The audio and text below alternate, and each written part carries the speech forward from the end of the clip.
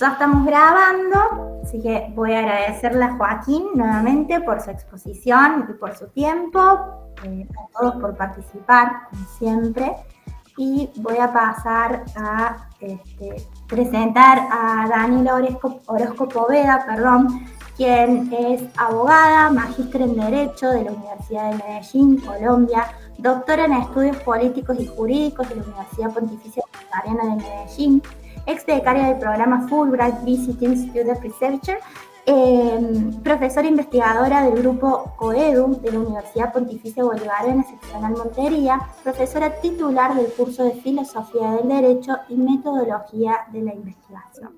Que además, para que sepan, Daniela también forma parte de un grupo de investigación que está radicado en nuestra facultad que trabaja sobre eficacias jurídicas del derecho, ¿sí? Precisamente la eficacia normativa, simbólica e instrumental, de la incorporación de la Convención para la Eliminación de todas las formas de discriminación en contra de la mujer a los sistemas jurídicos latinoamericanos, en particular los sistemas colombianos, el sistema argentino, el sistema brasilero y uruguayo. Es un proyecto que se está desarrollando y que está radicado también en nuestra carrera. Así que la actividad también forma parte de ese proyecto de investigación. Y además la quiero mucho porque... Así que las dejo con ella y que lo disfruten. Porque realmente... Yo voy a tratar de... primero me confirman si están viendo la pantalla. Sé que tengo a mis estudiantes aquí, muy lindos ellos, que me están acompañando.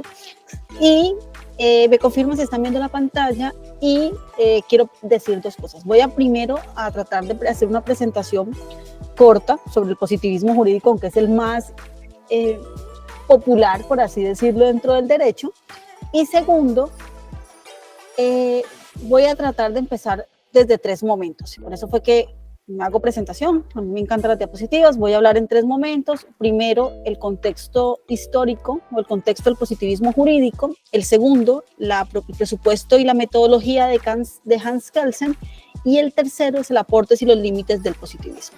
Entonces, tenemos estudiantes... Nerea me habló de primer semestre, los míos son de último semestre de Derecho, entonces tenemos una variedad de estudiantes aquí el día de hoy.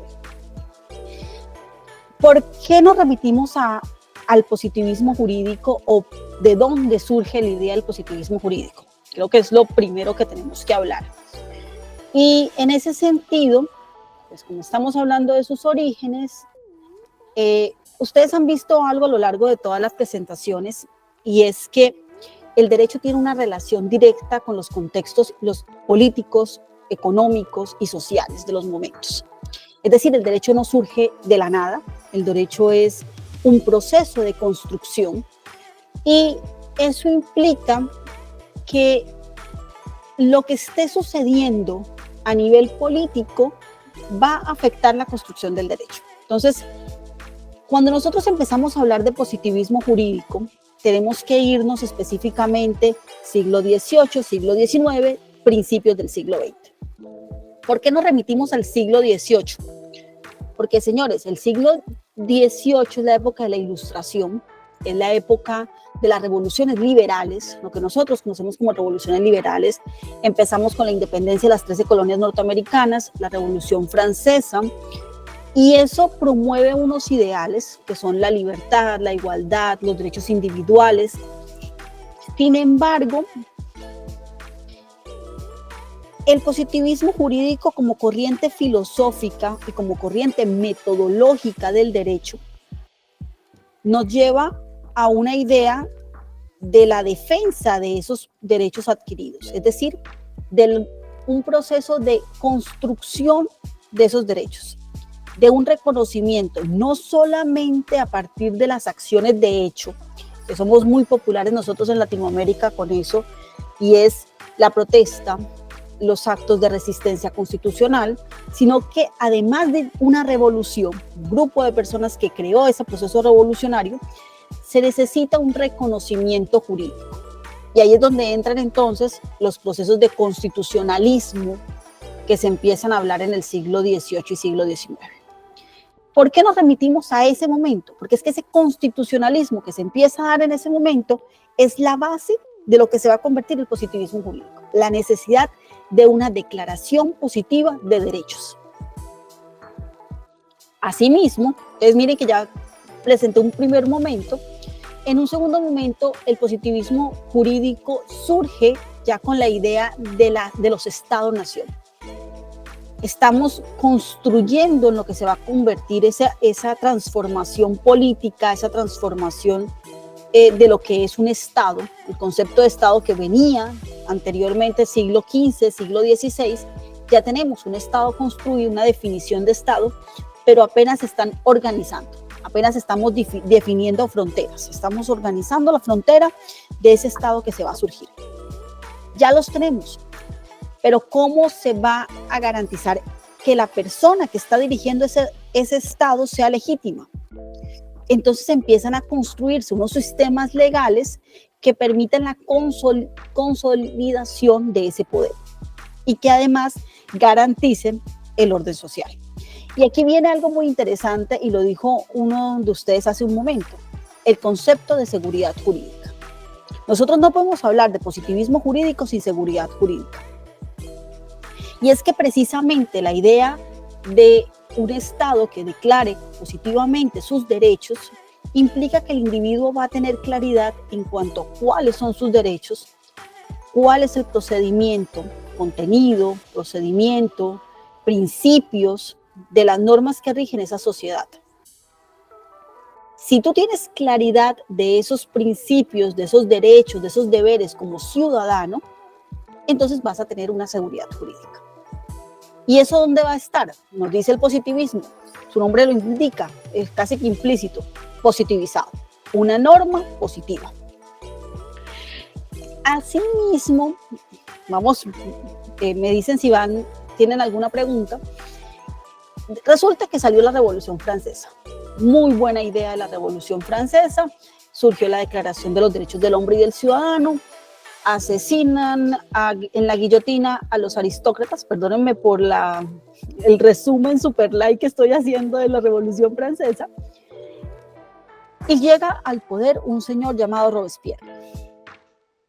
Muy interesante el revolucionario, el señor Robespierre, pero como bueno revolucionario, se tomó el poder en serio. Y al tener el poder en serio, al saber que él tenía la última decisión a tener ese poder absolutista, se le sube el poder a la cabeza, como dicen aquí en Colombia, y empieza a cometer ciertos actos despóticos. El señor Robespierre también muere en la guillotina. Y entre idas y venidas en Francia en ese momento, si vuelvo en mi historia live, aparece otro personaje muy famoso que es Napoleón Bonaparte. Y Napoleón Bonaparte, bueno, malo, querido o odiado, hizo algo muy inteligente.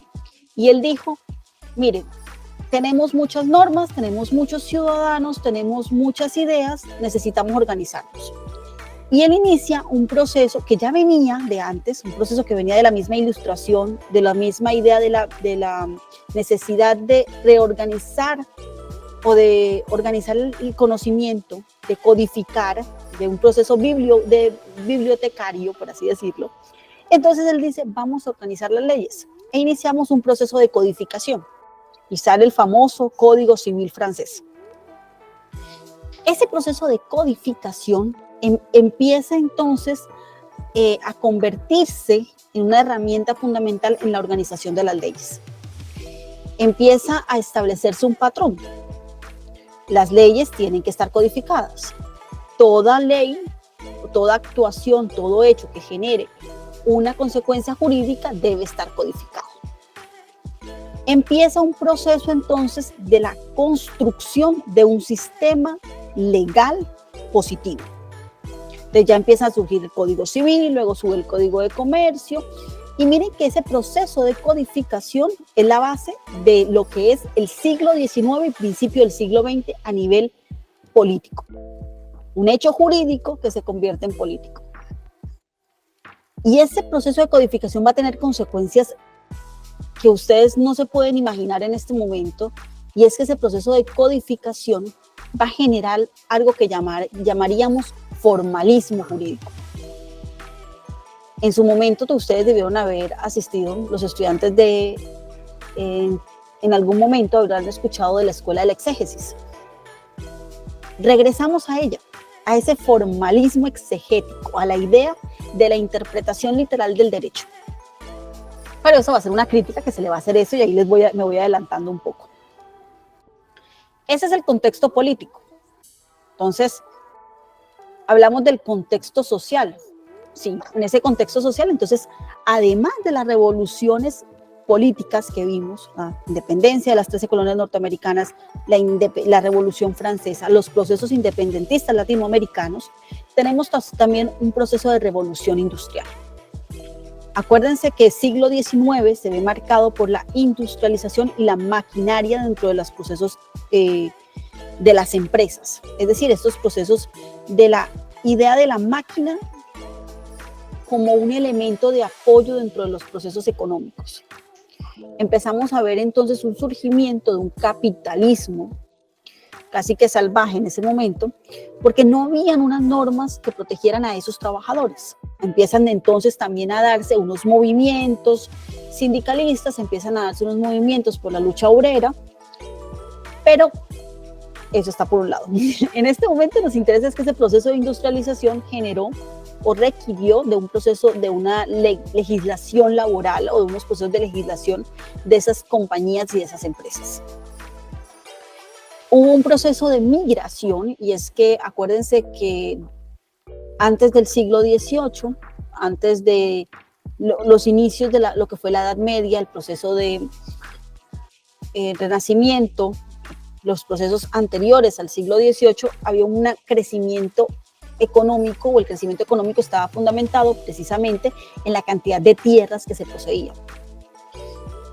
Después, con el Renacimiento, fue que empezamos a ver la clase burguesa, el proceso del comerciante, el proceso de las agremiaciones, pero es en este siglo XIX, donde se empieza a dar esa transformación de un proceso migratorio. Entonces, pasamos de lo rural a la construcción de ciudad, una ciudad industrializada, una ciudad que ya representaba entonces unos nuevos procesos de convivencia, conceptos de propiedad, conceptos de orden público, porque son poblaciones de diferentes lugares que empiezan a migrar de un lugar para otro.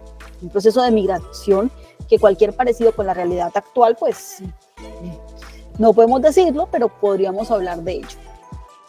Y el segundo, y es creo que uno de los procesos, creo que es el momento culminante de un proceso que inició en el siglo XV, y es la secularización. Creo que hasta el siglo XVIII todavía la iglesia tenía cierto poder, la iglesia católica en especial, tenía cierto poder dentro de las decisiones políticas y dentro de las decisiones económicas. En el siglo XVIII se reconoce como el siglo de las luces, como el siglo de la ciencia, del conocimiento, del método científico. La iglesia pierde todo ese poder que tenía. Es decir, ya hay un nuevo proceso de legitimización. Acuérdense que hasta este momento todavía existían las bulas papales, existían los decretos papales, las decisiones del Papa todavía tenían repercusiones dentro de los diferentes estados-nación. El siglo XVIII dice que no.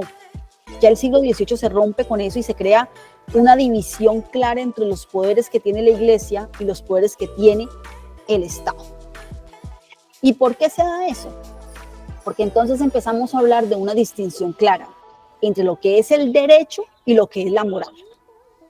La moral empieza a separarse del derecho como un elemento intrínseco. Entonces, esa separación se le conoce como la secularización, empieza en el siglo XVIII y XIX. ¿Qué es el derecho? El derecho es una ciencia, es un saber, es una disciplina, es una ideología, es una metodología. Y esa es la pregunta que se van a hacer los positivistas jurídicos. ¿Por qué? Porque precisamente ese proceso, como ya les decía, de positivismo jurídico va a estar marcado, ya hablamos de la Ilustración, pero también va a estar marcado por el positivismo filosófico científico.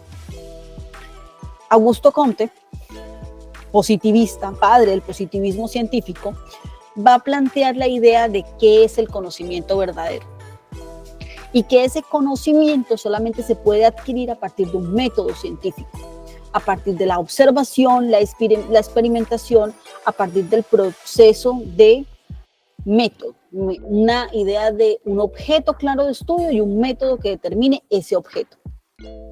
Acuérdense que dentro del siglo XVIII también encontramos a René Descartes con su duda metódica, encontramos a Francis Bacon con su método deductivo-inductivo. Entonces, en ese momento, la idea es plantear el derecho como una ciencia. El derecho como una ciencia cuyo objeto de estudio son los hechos y las normas positivas. Y ahí se separa totalmente entonces de lo que son principios morales, religiosos, éticos, que se estaban dando hasta ese momento. Este es un choque con el iusnaturalismo. Entonces, si planteamos la idea de que el derecho es una ciencia, nos surge otra pregunta. Y esa pregunta nos la vamos a hacer dentro de la filosofía del derecho por cientos de años y todavía la estamos tratando de resolver. ¿Y dónde ubicamos al derecho? Dijimos que es una ciencia. ¿Y a qué pertenece? ¿Es una ciencia social? ¿Es una ciencia humana? ¿Es una ciencia natural? ¿Dónde ubicamos al derecho? Además, porque es precisamente en el siglo XVIII y XIX que se empiezan a hablar de disciplinas como sociología, como psicología, como economía, como procesos de administración. Entonces, ¿cómo encapsulamos el derecho dentro de una disciplina social o dentro de una ciencia social? Si ambas, la sociología, la economía, la psicología, las ciencias políticas, todos ellos estudian el comportamiento humano y las relaciones sociales. Empezamos entonces a preguntarnos, ¿el derecho es una ciencia social? ¿Es una ciencia humana? ¿Es una ciencia natural? Porque incluso llegamos a pensar que el derecho es una ciencia natural y Hans Kelsen lo dice en su primera parte del texto de su teoría pura del derecho, y es hablar si el derecho es una ciencia natural porque trata de la vida del individuo. Entonces, ¿dónde ubicamos al derecho? Porque ya el derecho lo dijimos que es ciencia. Ya dijimos que el derecho era una ciencia porque tenía su propio método y tenía sus propias técnicas de estudio. Entonces, nos planteamos de que el derecho, al ser una ciencia, utiliza un método científico. ¿Qué significa un estudio del método científico? Entonces vamos a identificar patrones, vamos a establecer relaciones de causalidad, vamos a formular leyes generales. Y esa pregunta de dónde ubicamos al derecho como ciencia fue lo que impulsó, y me voy por aquí, me fui un poco. Ahorita regreso. Fue lo que impulsó a Hans Kelsen. Hans Kelsen entonces plantea algo muy interesante y es la teoría pura del derecho. Mire, el derecho no es una ciencia social, no es una ciencia humana, no es una ciencia natural. El derecho es una ciencia pura, es individual. El derecho no requiere de ningún otro factor para estudiarse. Un poco extremo el señor Kelsen, pero él plantea una metodología respecto a ese conocimiento. Y es entonces, miren, la norma es pura, el derecho está solo. Debemos estudiarlo desde la individualidad. Los elementos políticos no deben afectar al derecho. Los elementos sociales no deben afectar al derecho. ni los psicológicos, ni los económicos. La decisión de un juez, por eso la llamamos la teoría pura, porque el derecho debe ser puro, debe ser individual. Debe ser ajeno a todas estas otras disciplinas, saberes e ideas que surgen dentro del derecho. Y eso implica que si el derecho es puro, ¿cuál es el objeto de estudio del derecho? La norma jurídica. Ese objeto de estudio del derecho como norma, aquí voy a hacer una precisión. Y estoy abierta a que alguno me conteste. ¿Qué es norma jurídica?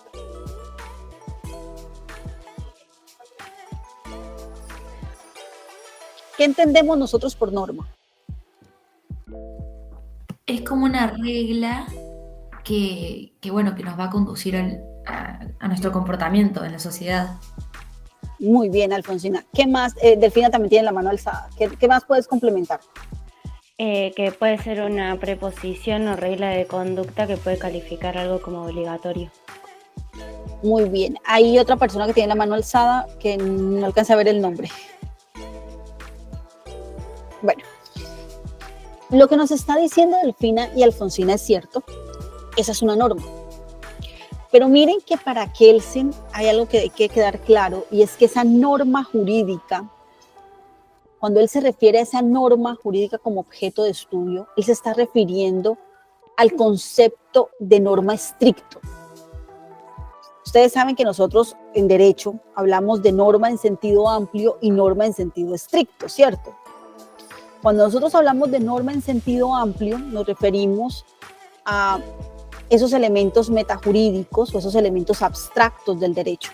¿Cuáles?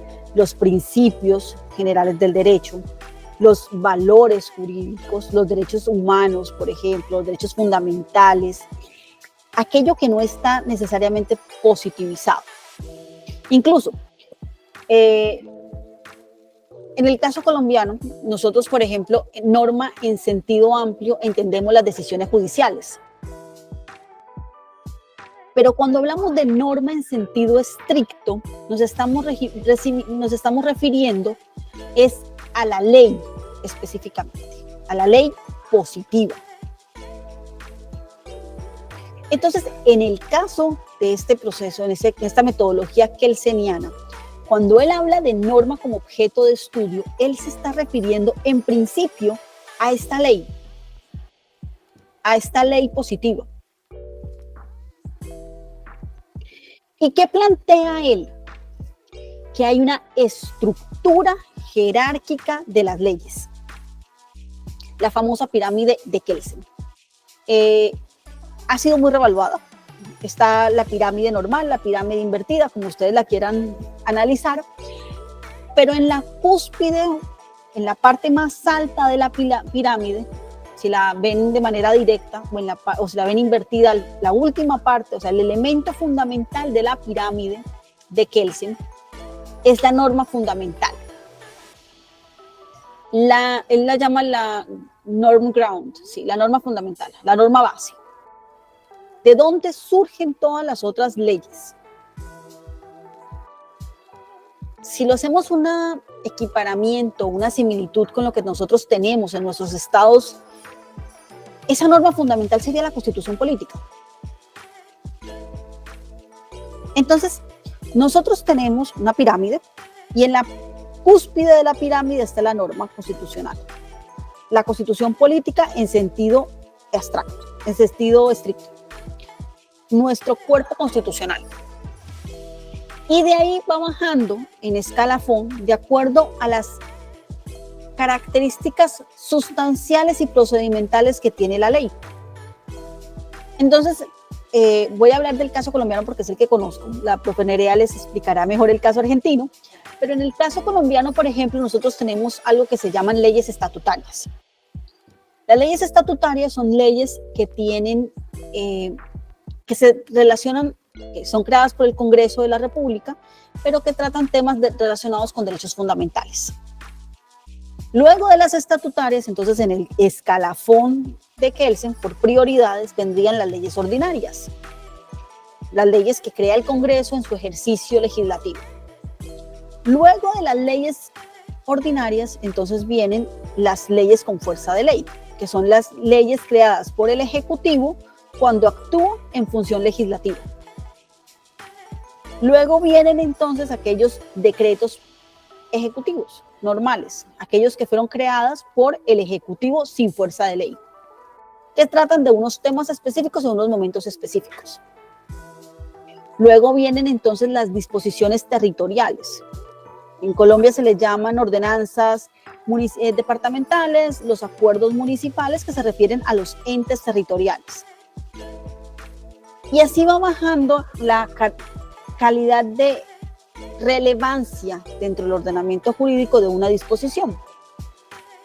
Ustedes, como son un Estado federal, entonces van a tener unas características distintas. Obviamente sus disposiciones federales van a estar priorizadas, pero por encima de las decisiones federales va a estar precisamente la norma, la Constitución política o las normas federadas. Esa jerarquía de las leyes va a estar dada, no sé si Nerea quiere decir algo, ¿no? Bueno. Sí, siempre quiero decir algo. No, quería decir algo que para que les quede claro a los chicos, los que no sean de mi clase, porque los de mi clase sí hicieron un sistema propio, entonces saben de lo que estás hablando y lo pueden trasladar. Para los que no son de mi clase, son de otras clases, lo que está refiriendo a la doctora Daniela muy probablemente lo hayan visto en sus clases de introducción, como una pirámide, en cuya cúspide nosotros en Argentina colocamos a la Constitución Nacional y en el mismo plexo de constitucionalidad a los tratados internacionales aprobados por el artículo 75, inciso 22 de la Constitución Nacional. Por debajo de ello vienen las normas de la nación, es decir, los códigos de procedimiento, los códigos civiles, el código penal, la ley de contrato de trabajo, el código minero, el código aeronáutico, etcétera, ¿sí? Posteriormente a eso vienen lo que son las constituciones provinciales, porque justamente somos federales. Por debajo de las leyes provinciales, que son las que continúan, y al igual que en el sistema federal, por debajo de las leyes federales, están lo que Dani ha referido como decretos presidenciales, que los dicta el Ejecutivo en el uso de sus facultades legislativas. Que básicamente este uso de facultades legislativas es cuando sale una ley que dice, por ejemplo, voy a aplicar una multa a quienes ejerzan violencia en lugares de trabajo, ese decreto puede referenciar y especificar un poco más la interpretación y decir, bueno, violencia en lugares de trabajo se entiende por aquel lugar en el que concurren las personas diariamente, la violencia simbólica, la violencia física y así sucesivamente, ¿sí? Eso es lo que en Argentina se utiliza como decretos reglamentarios, ¿sí? Y posteriormente a eso vienen todas las ordenanzas y las resoluciones también en el ejercicio de sus facultades del Ejecutivo de las municipalidades, ¿sí? Solo para aclararle a los que están acá, porque si bien Dani hizo la referencia a esta cuestión de lo federal y lo nacional, unitarios y federales, sobre todo porque Colombia es un país unitario, que ahora Dani les va a poder contar qué significa eso, y nosotros somos federales, lo cual significa que en Argentina existe un poder central, ¿sí?, que se ejerce en Buenos Aires, y luego tenemos distintas provincias que mantienen determinada autonomía, tanto legislativa como económica, lo que significa que pueden darse normas a sí mismos y que pueden adherir o no a las normas que se establecen a nivel nacional. Ejemplo, la ley de educación sexual, ¿sí? Hay diferentes provincias que han adherido de diferente manera a esa ley de educación sexual. En el norte se llama ley de educación en el amor y para la familia, y en el sur se llama ley de educación para la diversidad de género, ¿sí? Nada, simplemente eso para los que no son de mi clase, ¿sí? Bueno, en ese sentido, muchísimas gracias por la aclaración. Dentro de esa metodología kelseniana, él se plantea como un método de análisis de la norma jurídica, o sea, método de creación y de interpretación, y vamos a ver cuáles son las dos características, entonces como método de creación de la norma y como fórmula de aplicación de la norma jurídica, entonces él plantea un método lógico jurídico. Y entonces yo me remito y vuelvo entonces a hablar de lo lógico, la lógica jurídica, y me voy a ir a Aristóteles. Y perdón que me vaya tan lejos, pero entonces Aristóteles es el rey de la lógica. Y volvemos entonces nosotros a hablar de una lógica jurídica y entendemos que la norma no es nada más y nada menos que una prescripción. Es decir, la norma va a tener una estructura clara. ¿Y cuál es esa estructura de la norma? Una premisa mayor, una premisa menor y una conclusión. Es decir, una conducta, una sanción, una conducta, un hecho y una sanción. Esa estructura de la norma jurídica, como un silogismo, va a implicar dos cosas. La primera es que al ser una fórmula silogística de premisa mayor, premisa menor, conclusión, el sujeto o los ciudadanos, los elementos, los sujetos dentro de un Estado van a tener claridad de cuál es la conducta que tienen que seguir y cuál es la sanción en caso de que tengan esa conducta. Miren, voy a darles el ejemplo históricamente similar en todos los estados. El que matare a otro tendrá una pena de X años. Esa es la estructura lógico-formal que nos hablaba Kelsen. El que matare a otro. Tenemos un hecho y tenemos una sanción. ¿Qué implica esa estructura lógico-formal? Si Ariel, por ejemplo, que es el nombre que estoy viendo aquí al frente, por X o Y razón, mata a Manuel, que es el otro nombre que tengo aquí al frente, entonces tendrá, sin importar las razones por las que Ariel mató a Manuel, va a tener una pena de sanción de X número de años.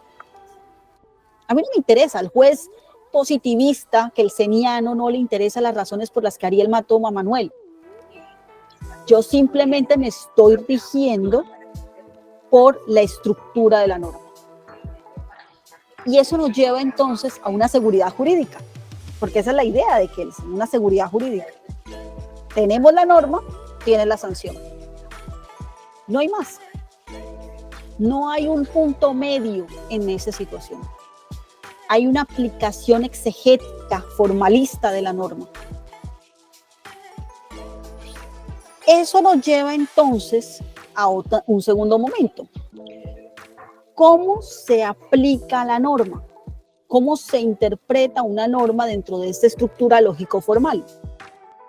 Entonces, esta estructura lógica, él establece que el método de interpretación de la norma jurídica es la subsunción. Vamos a subsumir el hecho en la norma jurídica. Si se configura el hecho, automáticamente se va a dar la sanción. Miren la situación. No hay una posibilidad de una interpretación más allá que la mera subsunción. Vamos a tomar el hecho, tengo la sanción. ¿Por qué mataste? ¿Por qué Ariel mató a Manuel? No me importa, el juez no le interesa. El juez está aplicando la ley. Dura lex et lex. Dura es la ley, pero es la ley. Una interpretación clara de lo que es la norma. Kelsen tiene algo dentro de este método, o dentro de esta teoría pura del derecho, y es que él se pregunta es por la validez de la ley, o validez de la norma. Y él plantea que si la norma existe dentro del ordenamiento jurídico, la norma es válida dentro del ordenamiento jurídico y al mismo tiempo la norma es eficaz dentro del ordenamiento. Miren que hay una relación, hay unos tres conceptos que están relacionados entre ellos, y es el concepto de existencia y vigencia, obviamente, existencia y vigencia, validez y eficacia. Y hago una pregunta: ¿cuándo la norma existe y está vigente dentro del ordenamiento jurídico? Entonces Kelsen nos responde: la norma existe dentro del ordenamiento jurídico cuando es desarrollado por un órgano competente siguiendo un procedimiento establecido en la norma fundamental. Y si existe dentro del ordenamiento, es válida porque fue creada por un órgano competente siguiendo el procedimiento establecido en la norma fundamental. Y si es válida, entonces es eficaz. ¿Qué implica que la norma sea eficaz para Kelsen? Que genera efectos jurídicos positivos o negativos, que es de carácter obligatorio, que hay una obligatoriedad de la norma. Y otro elemento que plantea entonces Kelsen es el concepto de juicio de imputación. Y es precisamente esa relación lógica entre lo que es lícito y la sanción establecida. Y entonces aquí le va a quitar, y voy a hacer, este es comentario personal, lo pueden poner entre paréntesis si quieren, le va a quitar el poder al juez. Porque el juicio de imputación va a ser un juicio normativo, no valorativo. Este juicio de imputación va a determinar que la acción es ilícita porque va contraria a la norma. No más, no menos. No vamos a determinar esas situaciones que van a reducir o que van a limitar los procesos de análisis o de interpretación. Entonces, miren que en estas circunstancias ese juicio de imputación va a ser un juicio de validez. La única forma entonces en la que una persona podría determinar, la única forma en la que pueden determinar que no existe o que no hay una sanción o que no hay lugar a esa sanción es que se determine que la norma es válida, es inválida. ¿Y cómo determinamos que la norma es inválida? Pues precisamente diciendo que no fue creada por un órgano competente bajo un procedimiento preestablecido en la norma fundamental. De resto, no pueden hacer nada. Y en el caso que estamos hablando, entonces Ariel es culpable de la muerte de Manuel porque no hay forma de demostrar que la norma que la norma del que matare a otro tendrá una pena de X años es inválida porque ya fue creada por el Congreso y fue establecida por la Constitución, siguiendo un procedimiento establecido por la norma fundamental que es la Constitución. O luchan contra la invalidez de la norma o obedecen la norma. No hay más opción aquí. Y entonces la ciencia del derecho, y aquí voy a hacer otro comentario, se vuelve una ciencia normativa. Que ya no nos interesa el derecho como tal, nos interesa la norma. En sentido estricto. Nos interesa la ley. Entonces, el método planteado, y aquí lo resumo en una sola palabra, es deducción. Vamos a tomar elementos generales, normas generales, y las vamos a aplicar a un hecho o a una circunstancia específica. Ese es el método de aplicación, el método deductivo es el método de interpretación y aplicación del derecho de acuerdo al positivismo jurídico, planteando desde la teoría kelseniana. Y bueno, como me pasé hacia adelante, voy a resumirles.